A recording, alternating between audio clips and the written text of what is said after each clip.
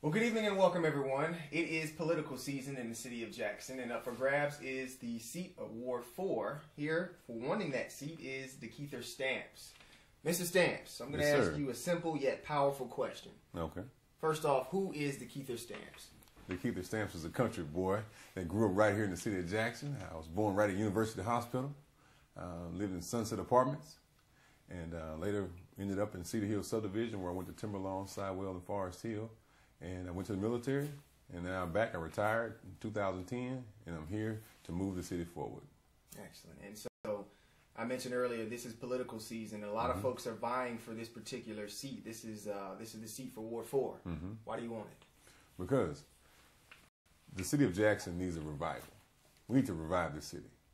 Not that we're dead, we're just stagnant, and we need to move forward. We need progressive leadership to do it, and I'm here to provide that leadership. Now, you said we need to move forward. Is that a shot at the previous person, Frank Blunson, who sat in this seat? No, it's not. It's time for the next generation. He provided leadership, and now it's time for the next generation to move forward. Just like he's moving forward in his aspirations to become mayor, now I'm moving forward to fill the seat that he left behind. And so why is it so important to you? I know you said you're a country boy and you're from this area. I mean, why is this so important to you to gain this seat? What are some of the things that you want to change in the area? Well, we're at a critical point right here, Eric. I mean, very critical.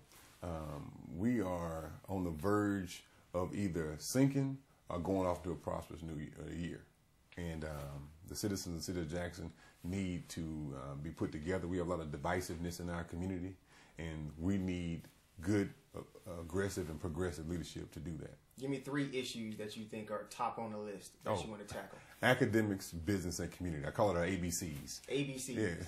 And we've lost sight of our ABCs. That all our academic acumen and all of our PhDs and degrees, we've lost sight of the ABCs. Well, let's break down the ABCs. First, academics. Yeah. Academics.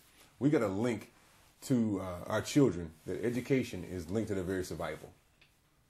When they understand that and operate and learn from that space, that your academic, your education is linked to your very survival. Same thing with the teachers.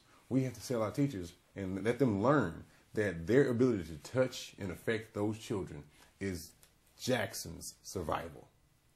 B, come on. Business. Business and economic development. The way you fight a lot of things in your community is you're able to pay for things. The way you get that money is through taxes. Business development is vital. What experience do you have in business? Oh, well, when I was a child, I was taught to have 2 bikes, one to ride, one to rent, from the very beginning. And I said I was a farmer. I still am a farmer. Farming is a business.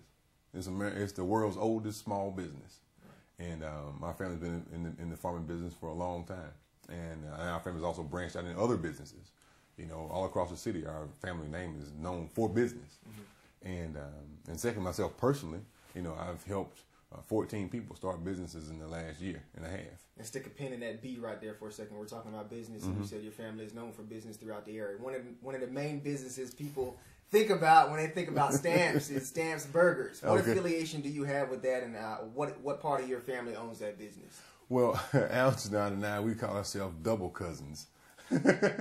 Because my ex-wife, we're related to him on my ex-wife's side and through our family side. So folks running here. Okay. How do you think your campaign is going so far? Do you think you're gaining momentum? Are you confident? Are you reserved? Hey, I'm overjoyed by the amount of community support that we've received. But the reason, it's not just a Dekeither campaign. What we're doing is a reviving Jackson. That's why we're doing what we're doing. And it's resonating with people, and they're seeing opportunities where they can make change right now. Not just on election day, May 7th, voting for Dekeither Stamps. We are going into communities, assessing what the problems are, and bringing forth solutions immediately. Not just waiting for May the 7th or June the 4th or any of that kind of stuff. And that's why our message and what we're doing has been resonating so well. Right. And you're talking about reviving the city of Jackson. It's no secret that the city of Jackson has a lot of blighted homes. The city of Jackson, especially in Ward 4, we're talking about in the area of McDowell Road, those streets over there need some repaving.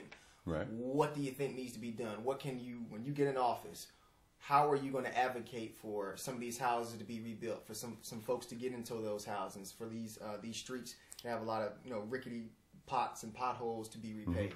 Well, there's several solutions that we can do immediately as a city council. First off, we can reward our teachers, firemen, and police officers and city administration who work so hard. We may not be able to have the money to give everybody a raise, but we do have city-owned property, like you talked about, that are blighted, that the city has to maintain. So let's reward them by giving them a piece of property.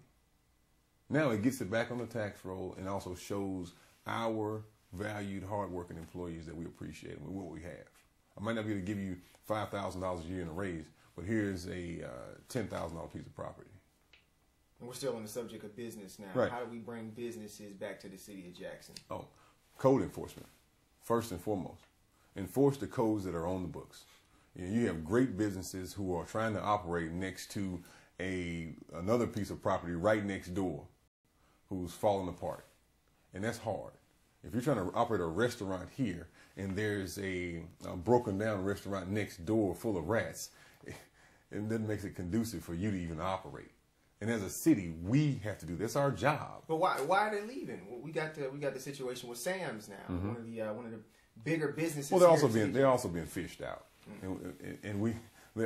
They're being fished out.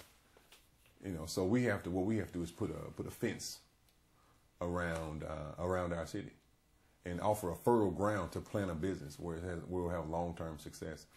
Put businesses in places where they can work synergistically with other businesses, so all the businesses in that area can go forward.